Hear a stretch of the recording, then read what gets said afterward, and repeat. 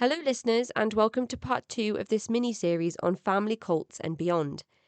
In part 1, guest Brendan Whyatt talked us through his early life growing up in a family cult with political ties and the difficulties in escaping. In part 2, we will be discussing Brendan's descent into other cultic groups before embarking on a journey of cult education, research, and work. To find out more about Brendan's work, you can follow the links in the episode description. For early access to full-length ad-free episodes, you can support the podcast from £1 a month at patreon.com/The Cult Vault. But for now, here is Brendan. Do you think that your experiences throughout your childhood made you more susceptible to a high-demand group by the time you arrived in India? Oh, absolutely. There was a recognition. There was a recognition from me, and there was a recognition from the people in the cult. You know, these cues, responses that you get through interaction with people are going back to the thing about them being maybe subconscious or unconscious. I like to use the word subliminal because, in essence, the whole process people go through in brainwashing, the thread of it is through hypnosis, you know, and it's that links the people, it's that connects people up, and it's just the recognition of it. Again, you know, I got out of this situation that I was in my family. You know, I wanted to release myself from this identity of being the working class person from Oldham, you know, being oppressed by British society, you know, the class divide, and all these things, these old things going on in my head still, you know, that were, you know, considered to be normal. You could have a conversation with somebody about it and think, oh yeah, this guy's just some normal working class guy. I wanted to release myself of all that. I had all these spiritual beliefs that I'd adopted because I'd gone through processes that I would have like spiritual experiences to help my healing, which I can condone. You know, to this point, I would say they had some validity in them. They definitely had, and they still do. I'm as spiritual now, I could say, as I ever was. I understand the difference between spiritual growth and spiritual damage or spiritual abuse, which is what I was sort of subjected to in the Rajneesh cult. So there was a recognition from my side, and there was a recognition from their side too, and that's why I was accepted into the fold. Definitely. What year did you arrive over in India? So I was traveling through. I'd gone from Thailand when I was working there. I was advised by a friend to go to Nepal first, and then gradually work my way through to India. So I went to Nepal. I went trekking, and as I was, you know, I was still drinking. I was smoking drugs. I was doing all sorts of stuff. And then I went down into India, traveled overland. Got from it was 95 in Nepal. I went on 96, and I went through to it was still 96. It was the summer of 96, and I got it was a wet season they call it, and I got into India then, and I so sorry, let me think now. No, so it was 95, and then I was in India in 95, and I walked up to the door of the ashram, and this guy followed his chair. I ended up with his job. I worked there for about another 2.5 months, and my visa ran out. So I went down to Sri Lanka, and I got another visa for 3 months. I got back in Nasham for about a month and a half, and that's when somebody who was an Indian, Yassins at the time, um, was jealous because I'd supposedly become this enlightened being, which was rubbish. And he reported me to the inner circle, and then that's when I got booted out. So I ended up back in, actually went back to Oldham, my hometown. I was back in Oldham sort of 96, October, November 96. I was back there, sofa surfing, working, and what have you. and then eventually went to London in '97, where I met my wife, and I joined another offshoot of the Rajneesh cult, a way of trying to get out of the cult. So you arrived in the mid to late 90s in India, and you're finding yourself at the doors of this ashram. Now, it's my understanding that Bhagwan SRI Rajneesh moved over to America in 1981. Then he moved back to India to a different location from the original Poon ashram. He moved to a different place and died in 1990. So he would have already been dead by the time that you came Yes, across yeah. this ashram. So this was his legacy that you were stumbling across Yes, I was in a part stumbling of across India. his legacy. Can I just say a little, just an aside at the moment? There's a couple of things here that I'm kind of stumbling a little bit. I ended up with, and I won't go into the full details. I ended up with PTSD last year, 2021, and I've still got PTSD now, and I'm working through it, and this is part of my therapeutic, is to sort of speak out, to break the silence, what's going on, not just to myself but to others too. So there'll be a slight, I might stumble a little bit when it comes to dates and times and things like that. But yeah, I got to the ashram. It was Corrigan Place. It was the place, the original ashram, that he'd returned to after being extradited from America. Right. It was the original one. However, he was, let's use the terminology here, not in the body. I was there, and we used to go to discourses in the evenings, where we were watching videos of him. And when I got there, it looked more like um, a, a health spa, come theme park type place, than it did an ashram.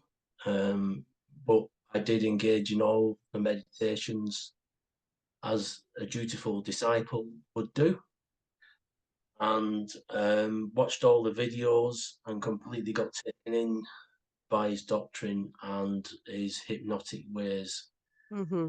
that have been numerously catalogued by Yeah. people like Jan Alex that you mentioned earlier, and Margaret Singh, and others. Oh, this guy was a master at manipulating people. Yeah, energetic darshans, music, all sorts of things he used to hypnotize people, and he had me because I was easy game. I was still at the effects of the abuse from a child. Yeah, I walked around with the maroon robes on, singing and dancing, being happy, smiling, celebrating. Oh, life was fantastic, but it wasn't. You know. It's interesting that the Western interest in Rajneesh really grew from people accessing his tapes and the audio of Rajneesh using this, this hypnotic way of speaking to people. And then the community of in-person interaction with Rajneesh grew as people moved from around the world to be in his presence. And then after he died, the interest or the conversion to the Rajneesh movement was happening again through audio tapes and videos of him. So again, we're coming full circle with how people introduced to Rajneesh himself, even though he's not in the body anymore. Oh yeah, because he became a commodity. There was, it became a corporate system. And it had a copyright, had on it. The books, so-called books that he did, which were just, they were transcribed from his discourses mainly. You could say they were still held in the Indian National Library, and he's considered to be he's revered as a pandit to this day. And I mean, I don't have to say I didn't directly witness sexual abuse in the ashram, but you'll have had people have come on the show and people that catalogue these things, and he's still thought of as a pandit and a genius in Indian society. So that kind of really kind of supports my argument about what's happening in society and how things are developing. Well, Or not. not even that. It's all over the world, isn't it? I spoke about this in another interview recently, but the rebranding of Rajneesh to Osho has been so successful that Osho is quoted in mainstream media, um, on sort of, thought-provoking philosophical type Yeah, tweets and Instagram posts that people put out without realizing that Osho is still the person that instrumented, America's biggest bio-terror attack. And I think that is significant in when you talk about corporate tactics being used in spiritual places, because sometimes when I say to people, you do realize that Osho is the cult leader from Wild Wild Country. No, that's not the same person, and no, people no, are shocked to find that out, which again is just successful corporate rebranding. yeah, and that has extended out to normal society through things like large group awareness trainings, research I've recently read, um, um, without mentioning names, are a couple of really Oh no, you can and mention names if you want, because I have an interview with some of these people coming up next month now, actually, interestingly. yeah. So there's uh, John, I forgot his last name now. John Um, Hunter, I think. John Hunter, and there's a couple of others I've read that talk about these things. And like you mentioned earlier, was I susceptible to the the the um, the entrapment that was there in in uh, in India? Did I recognize those things? Yes, but not really realizing they were a bad thing. Thought they were a good thing. Now I understand the influence that people can be under and the behaviors that come from influence more and more through my profession and personal life. I can see what's happening when it comes to like the trickle down effect of language, behavior, structures, and how that now is being filtered down into society through professions like my own. Um, I've seen very, very recognizable behaviors around cultic phenomena in the NHS, for instance, and all these things are being passed through the systems that are already in place that that are used to control people in the corporate world. So yeah, you could say in this so-called spiritual movement that Osho had is the trickle down effect now that we're seeing from people like that. But if you go back to what you were saying about Osho and the fact that he's such a really saleable commodity, is because people recognise those kinds of things because they've been experiencing them now. People in social media through iconography and what's going on with social media have been recognising those kind of phenomena for 20, 30 years, and it's been taught in classrooms. It's been taught in universities. You know, so that's why they're becoming popular. And the Osho brand remains the way it does, and it remains buoyant. And the Osho mask, the psychopath mask, is still shiny as it ever was. You know?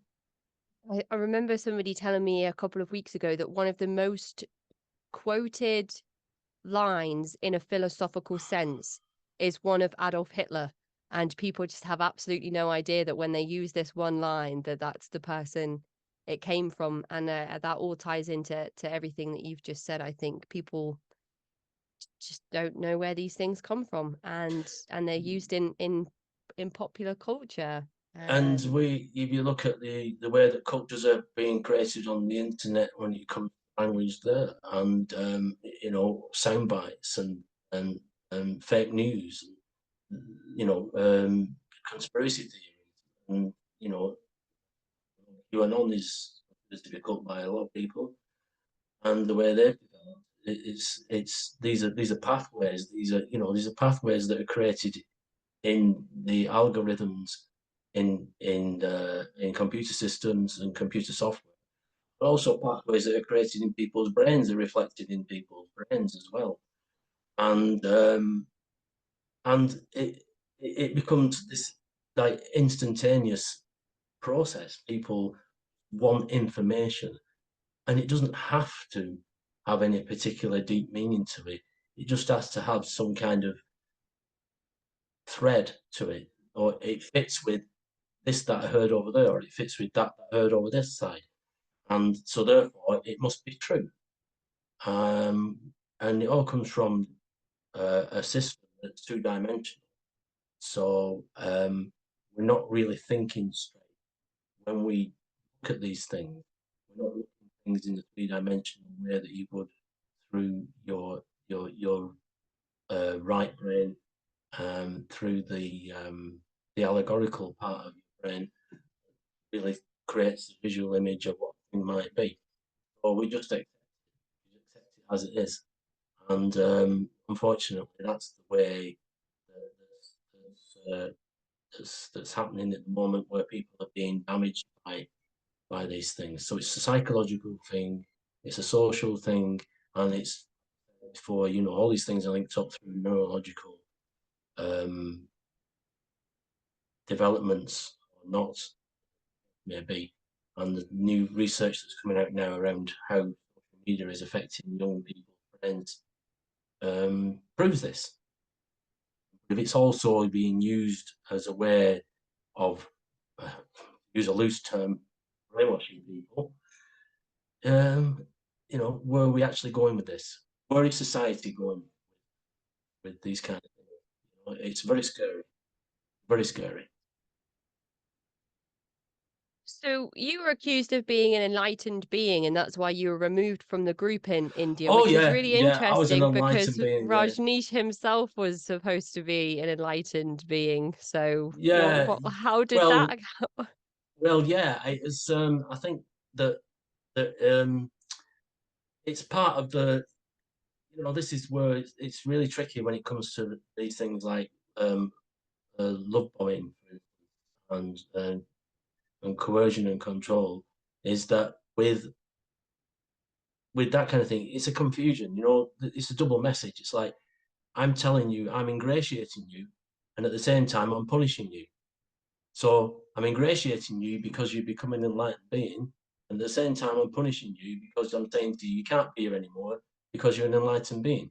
Okay, so that's a very saleable technique, because what's happening is that it's made me believe that I'm a special person, and I'm a special person because I spent all this time and effort doing these meditations and bowing to the master. Also, but then you're kicking me out. I'm going back out into society. So, but when I go back out into society, you don't want me to badmouth you and your organisation, your corporate system. You don't want me to badmouth that. So you're giving me this identity of an enlightened being, so I won't go and badmouth you. And I see that kind of thing, that kind of phenomenon that recreated in corporate systems, in situations of employment in organisations, and what happens if somebody's sacked from a job, or or in some other ways um, pushed out, or implicitly pushed out of a situation through bullying, or there's a term, there's a phenomenon called horizontal violence, you may have heard of, that people get pushed out of jobs, and at the same time they're being told you were fantastic, you were great, you were excellent, but sorry, we've got to let you go because of such a thing. So yeah, that's a technique that's now being used commonly. And you left India, and even though at the time it might not have been your decision, you did actually end up meeting your wife off of the back of Ah, moving right, yeah, away. So that's that's kind of like a ray of sunshine in a on a cloudy day. yeah. Oh, yeah. I mean, it was like, yeah, so we had a bond there. We wanted to get out of the cult, and it goes back to that thing because I've read, for instance, with Jangel Alex and stuff she's read the recovery stuff.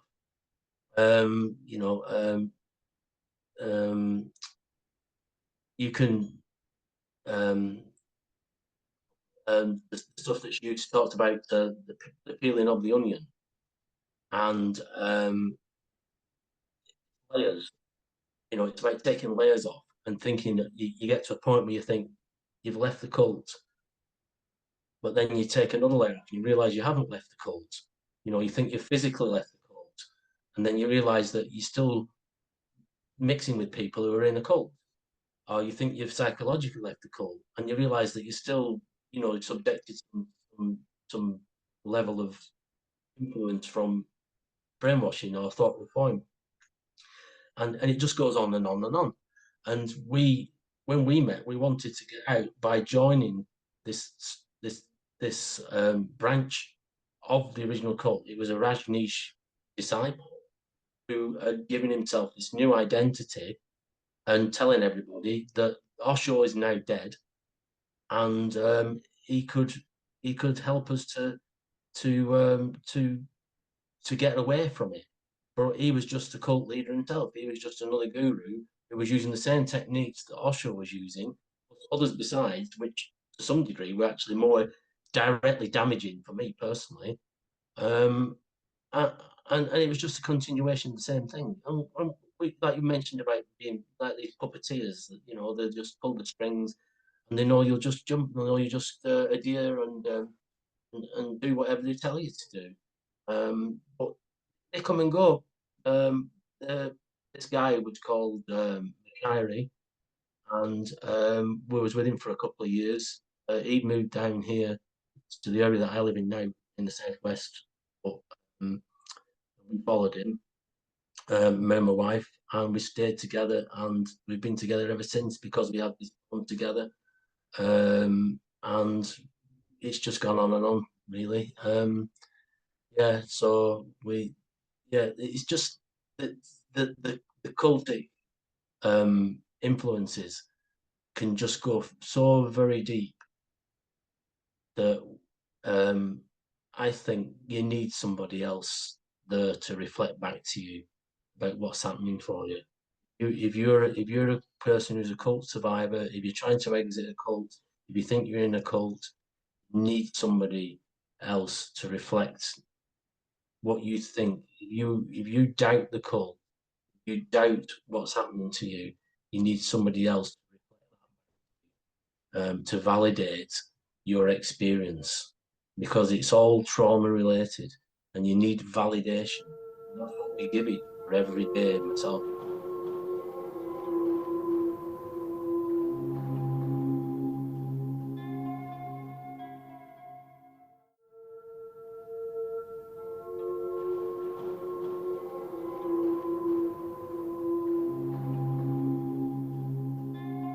The power of validation that can come from either speaking with somebody that can tell you that yes, those things did happen, and no, you're not wrong to think or feel that way about those things that have happened, can be extremely powerful.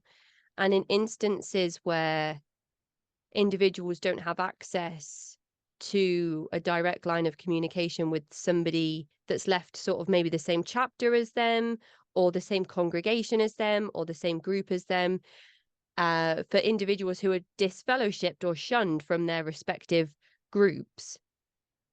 I think that's where online communities can have a really, really positive impact Yeah, on yeah, individuals who can find that validation and that connection. yeah, You have yeah, your wife, and I think that that's so wonderful that you've been able to stay together despite the trauma that you've both endured in your respective experiences, but that you've actually been, it kind of reminds me of my conversation with Ashlyn Hilliard, where she talked about her and her partner leaving their group and being able to actually, through the strength of each other, recognize their experiences and begin a road to recovery through them. Whereas a lot of individuals can't reconcile that their relationship within the group was a fallacy that was created as part of the group identity. So outside Yes. of the group identity, there is no substance to that relationship. And it's important, again, to just highlight all of the different parallels and all of the different layers to these things. So you can have relationships that exist outside of the environment and are positive and healthy, but you can also use online communities to find those connections that you might not have access to in real life.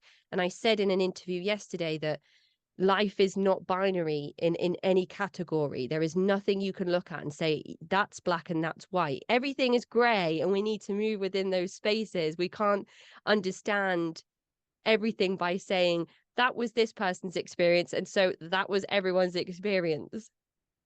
Yes, the that black and white thinking is something that's quite prevalent. I think if you've been in a cult, overgeneralizing, these cognitive distortions are very common in people in cults and recovering from cults.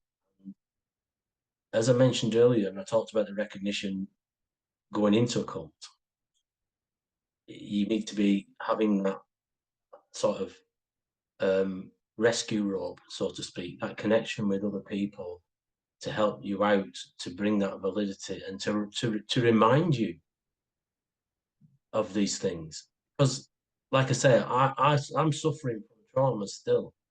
The layers that I've had to go through, and I've had to reverse back. It's when you reverse a car back 50 meters. I'm not good at reversing in a car. And you have to look behind you all the time and sort of find your way, not scrape against the wall or something. And it's been hard work, reversing back 50 years, reversing all the brainwashing. And you forget, there's things you forget about your life, about reality, because you can be still trapped in I still get trapped when I have a flashback. I still get trapped when I get in a lot of intrusive thoughts that want me to believe something. I still get trapped when I have dissociation because I can't engage with the outside world. So I'm still getting trapped.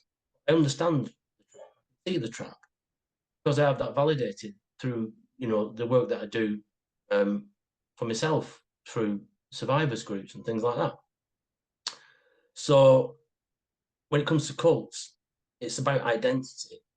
It's about having that person there who can remind you. And this sounds a bit like some kind of spiritual thing again. And in a way, you could say it's partly spiritual, and it's using the same language that they would have used in the cult that I was in. It's about reminding yourself of who you actually are and where you come from and the reality of your life, and take you out of that spell, that state of negative hypnosis that you get trapped in, and that people, it's more commonly happening to more and more people all the time anyway now. Through you look at what happened in America with um, the storming of Capitol Hill, for instance, and because of the way people were manipulated online. But the connections you can make, positive connections I've made online too, that you mentioned, were very therapeutic and healing for me through survivors networks and through people and just having that recognition. It makes you feel like a human being again and not an object that's just been used. And individuals who are born and raised in groups, they might recognize that there's a chance for them to experience this self-identity for the first time in their lives. You're talking about recalling where you came from and who you are. Some people might not have anything to recall to if this is a group that they all that if this is a group that's all they've ever known.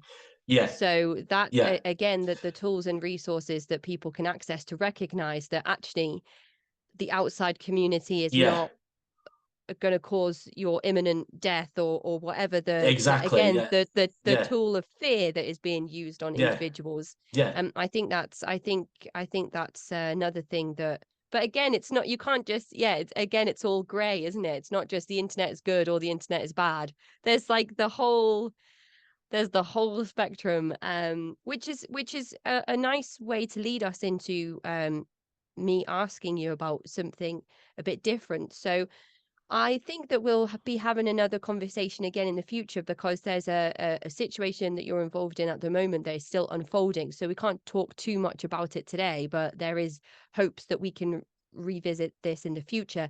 And hopefully then we can discuss a bit more about your time in India and your time in this sub-Rajneesh group that exists.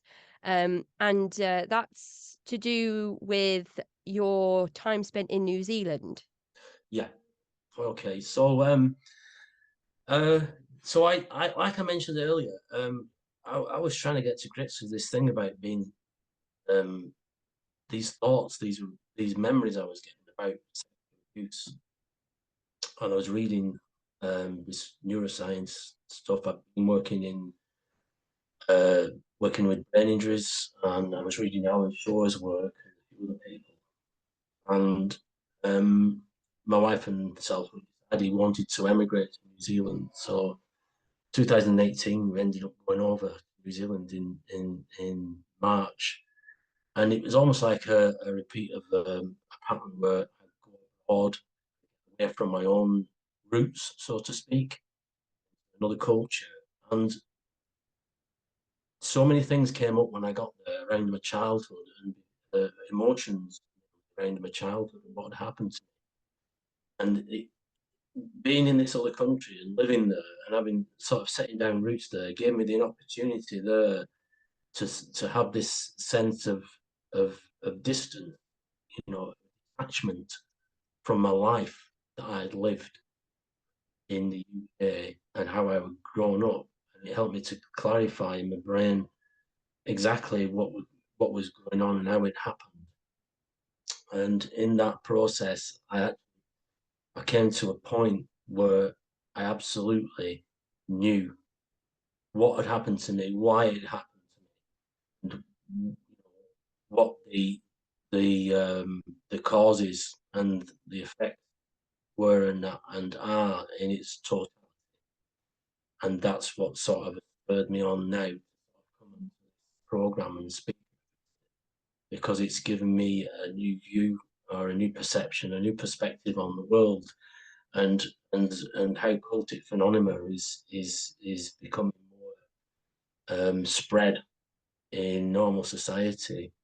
And it's also at the same time, like I mentioned, I ended up with PTSD, and I think of it now as a post-traumatic growth process, as is something that's termed as a therapeutic process in psychology, and in that sense, um, the there's a realization also of loss, of what I've lost in my life. I do have times when I feel really intense feelings of grief. Mm. And it's not just, it's the loss of the life that I thought I was going to have in New Zealand, um, that didn't happen. Partly was because of COVID and family deaths and things that happened to my family. And there were other reasons which I won't go into the details of. But that loss also helped me to realise that the life I led from being from birth really was, or from what I remember from my life, was a fabrication that was created by this paedophile who called himself my father. And in that sense, it's a bit like being a second generation, because I didn't really realise what normality was, and I've had to really, really penetrate deeply into society, society in order to get a sense myself and see the difference between this identity that I had, working class person, poor working class person from Oldham, and who I actually am. And it's my Mm-hmm. spirituality, and the spirituality has really, really helped me with that. It's really, really given me that buoyancy and that support and that sense of protection. Um, I have spirit guides, and I use things like crystals. I do a number of different things to help myself to heal, and it's really helped me in that way. And I think and there are people I've come across who said they've been subjected in with Ocho and with things that happened to me in New Zealand, which I won't go into too much, that relate to spiritual abuse, that can help people, and it's about finding the right things. Like, for instance, it can be really complex as well. It seems really simple to find that outdoor, to find that exit, but it can also have complications too. So the things that look like the real thing I used to do in the cult, which were around meditation and therapeutic groups that involved catharsis and uh, letting go of things sort of in a psychodynamic way of looking at things that I thought were valid at the time, but there was just another way of, of allowing myself to be controlled. So even now, I have difficulty sitting and meditating in a lotus position or in a because of that reason, that the association with that. But there's other things I do for myself. So yeah, it's it's something that I realise that that is deep rooted in society. You have to, I think, to really understand cultic phenomenon, what's happened to you on a personal level. You have to understand also that how or why these things have developed in society too, because we're as survivors, we continue to be subjected to possible influences from the world. Um, so I think, to be honest with you, um, it's a constant process of recovery. I think for anybody that's been in a cult, it's going to be a constant process of recovery and realization and understanding of the internal and the external process. Like, And your direction in life has taken you into further education and training. yeah, It's something that you're still passionate about as somebody that's considering the same postgraduate degree that I'm considering as well, yeah, which I know we can have an interesting talk about. But you have also developed your own company, which aims to support individuals that have had similar experiences as well. yeah. So when I was actually still in the cult, um, I worked in a special needs school, and I developed this um, process, sense development, and it's similar to um,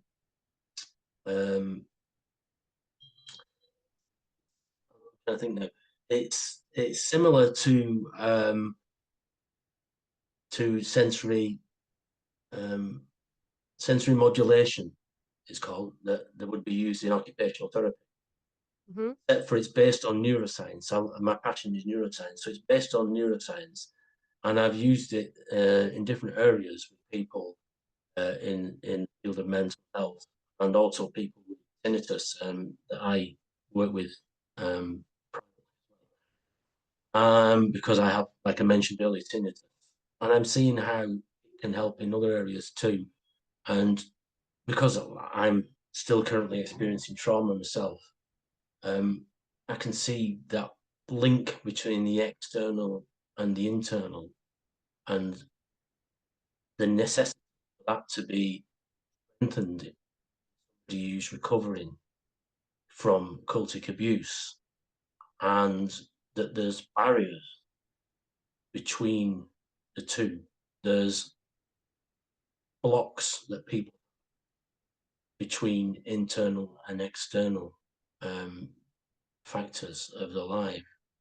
which stops them from growing, which stops them from moving on, which stops them from understanding, having a genuine and real perception of what the world is, and being able to protect themselves from further damage, you know, getting rid of the bogusness, um, and fakeness, and the darkness of the abuse that you're subjected to in cult, and replacing that with a healthy, protective framework for your life.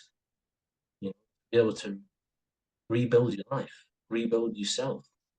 You know, be somebody of worth in the world, and feel worthy within yourself as well. Having that positive identity.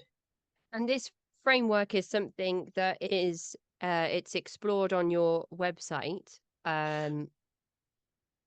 Yeah, so at the moment I'm mainly working with people with tinnitus, but there's a philosophy that I'm creating around my work, and there's some blogs on my website people can look at, and it's an all-encompassing philosophy that I have, which can be like the work I do, as I've mentioned on the website. I read it. It can be applied to all manner of disease and affliction that you might have: physical, mental, social, and all the two are interlinked through neuroscience. They're all interlinked through neuroscience. Amazing thing, you know, and an insight that I've got. You know, I'm sure I can help people out there, and it was always be a relative process as well as an absolute one. So, you know, I'm aware that I'll be helping myself as well at the same time, and helping myself to grow as a person, and as a survivor, and sharing and sharing my understanding, and developing my own practice as well as a registered nurse, and making sure that I can, you know, provide something for people when they're going through whatever they're going through. So the title of the work is sense development, is that right? It is, yeah. So it's using this sight, the smell, the touch, the feeling, and as I mentioned earlier, I do, you could call it the sixth sense as well, maybe. You know? That would be used to help people. That would be integrated within the processes, the interventions, and the treatments that I would be able to provide people, to help them. Hmm. You know, and it's an integrated process, so it means that then it can be applied to somebody's life in the here and now, whatever they're doing in the life. You know, whether they're working or not, or whether they're recovering from some physical illness, maybe, as well as psychological or financial, or, you know, some kind of social problem. You know, it's holistic too. Some of the work that I did previous to starting the podcast Yeah. included sensory development with individuals who had sensory deprivation or difficulties of some type on Hmm. all different Hmm. levels. And I can absolutely attest to the positivity that can come from sensory development and sensory activities. And I also can see just by on paper how you could apply that to things outside of people that have sensory deprivation or difficulties. So I think that uh, idea and framework and in itself is something that we should all keep an eye on to see where you go with it and how you Yeah, develop with yeah. it. I mean, I was just the other day. I'm working with the Deaf Association in my local city, to help people with tinnitus. I'm developing this course, and I was explaining to the chap, that in the firm that we're working together, that I've done the research on this globally, and there's nobody else in the world doing what I'm doing. And so in that sense, I am providing a unique service, and it is about a growth process. So it's about me growing. It's about the people that come for treatment growing, and it's about the service and its philosophy growing, and it's completely brand new. I think it's really exciting. I'm really looking forward to our future conversation where we discuss more about your experiences in New Zealand, but also where you are with sense development at that time we reconnect, because Yeah. I have a feeling that it's going to be that I'll be able to see like peer reviewed papers about it in the next few years and things like that. It's a really exciting idea, and I'm really looking forward to seeing where we go with it. Oh yeah. And that, Thanks. that really leads us to the end of our conversation today. I think that throughout the chat that we've had, we've covered so much. What you've been able to offer to our conversation today is not only some insight into your personal experiences, but also resources and tools and advice that people can take away from this interview today and apply to their own experiences, whether it's been through cultic abuse or just general experiences in everyday typical life. So I think that this is going to be another really, really important conversation to add to the catalogue of conversations that have taken place on the podcast so far. And as somebody that is a registered mental health nurse, and somebody that also has a diagnosis of PTSD, I I do respect that it must be extremely difficult to come onto a public platform and speak about your own personal experiences in such a vulnerable and open way.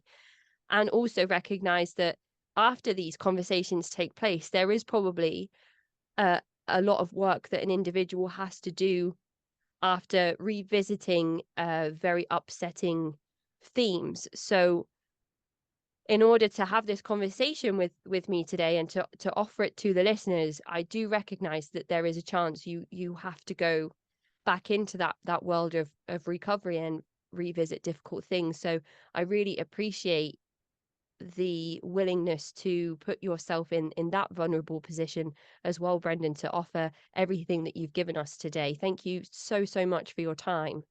No, that is not a problem, Casey.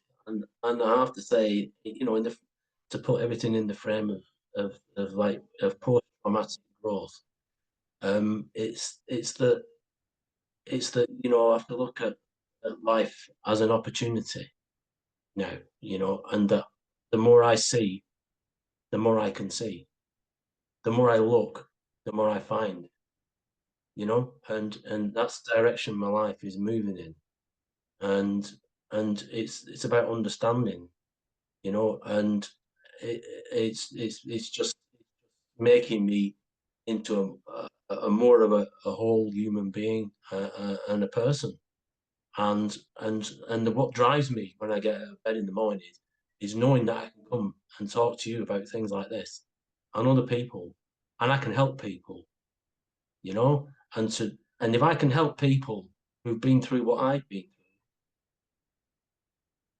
that's my purpose in life. Also to recognize though, Brendan, that through your conversations with people and through your education, it's not only helping people that have experienced this, but it also is potentially preventing it from happening to people in the first place. Oh yeah, so that's where the research will come in, because I mentioned about doing a master's degree, and I want to also go on. I'm actually working as a full-time lecturer at my local university, and in order to be able to complete these research and to make it more valid as a global thing, as a collective thing, and not just to the individual doing treatment, but to emphasize these things in the academic world as much as anywhere else, as an actual phenomenon, that actually exists, that we're not just chatting about this on a podcast. This is actually happening out there in the world, and it's dangerous. These things that are going on are damaging people, To be able to find ways to stop that in the first place, that is the ultimate goal. That is the ultimate goal. I think we're on to some really exciting and interesting things, Brendan, and we'll definitely have to keep an eye on where you are in a few months' time. Who knows? Maybe we'll both be enrolled in a UK-based university, studying the same course material. And I'm really excited for the potential that that course holds as well. So again, thank you so much for your time today, Brendan. I Thank am you. really looking forward to reconnecting in the future, and I hope that you enjoy the rest of your day. And you too. Thanks very much, Casey. Take You care. take care, all Bye. listeners. Bye. Bye-bye. That is the end of this mini series on family cults and beyond. To find out more about Brendan's work, you can follow the links in the episode description. To get in touch with me, you can find me at cultvaultpodcast@gmail.com or follow me on Twitter and Instagram at cultvaultpod. I'm your speaker, Casey, host of the Cult Vault podcast.